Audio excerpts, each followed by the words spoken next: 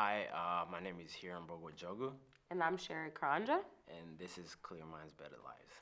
And the subject that we will be discussing today is about the stigma surrounding mental health in our Kenyan American community. And so the first question I wanted to ask you is basically, how do you feel our culture contributes to the stigma of mental health? Excuse me. I think in our culture, there's no space. I'll speak it from a guy's perspective, for us to have those types of conversations. I think if you do bring those type of conversations up, you're viewed as weak,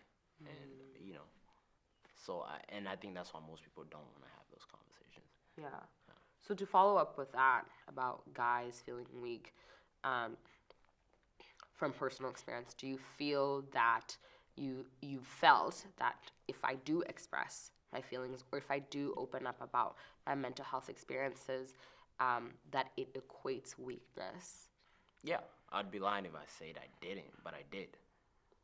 And I think that's just from like how I would think about how everyone would perceive me, right? But it's somewhat of an insecurity, and it's been instilled in all of us. Yeah. Yeah. And what made you want to open up and have that conversation, or what maybe made you more receptive to opening up about your experience? It's a desire to want more for myself and wanting to expand my boundaries, and realizing like sometimes like, yeah, I do feel bad. I do feel like crap. I'm like, life sucks. Yeah. So it's kind of like wanting to have those discussions, and from me having those discussions with you guys and realizing like, wow, I'm actually getting something out of this. Yeah. That's kind of like fulfilling. Right. And it's kind of like, Yeah. you feel good like Right. after you have those discussions with like your friends. Yeah. Not just like the basic conversations. Yeah. Yeah.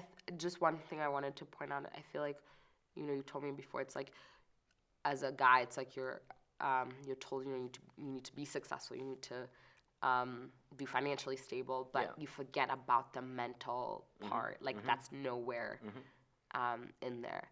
And so, can you talk a little bit about that if you feel comfortable? I think that's like not anywhere within the view of like how life is, how we perceive life.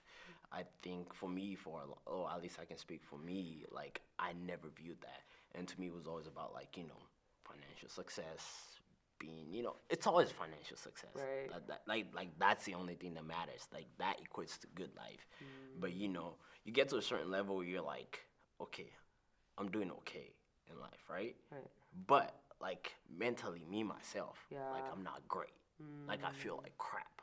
It's like I thought this would, satisfy me. Right. And I'm thinking, okay, maybe if I get to the next step, I'll feel better. But you get to the next step and you realize it's still the same. Yeah. And it's not until you get to the point where you're like, okay, there's something that's missing there. And it's not until like once you start having those conversations and once you start opening up about your feelings, like how, like, yeah, I feel like crap. Yeah. That you start realizing, okay, I'm actually getting some type of fulfillment from like just opening up. Yeah. Which is crazy because it's like it requires the least amount of work. It's just talking, conversation. Like that's it. Right. Yeah.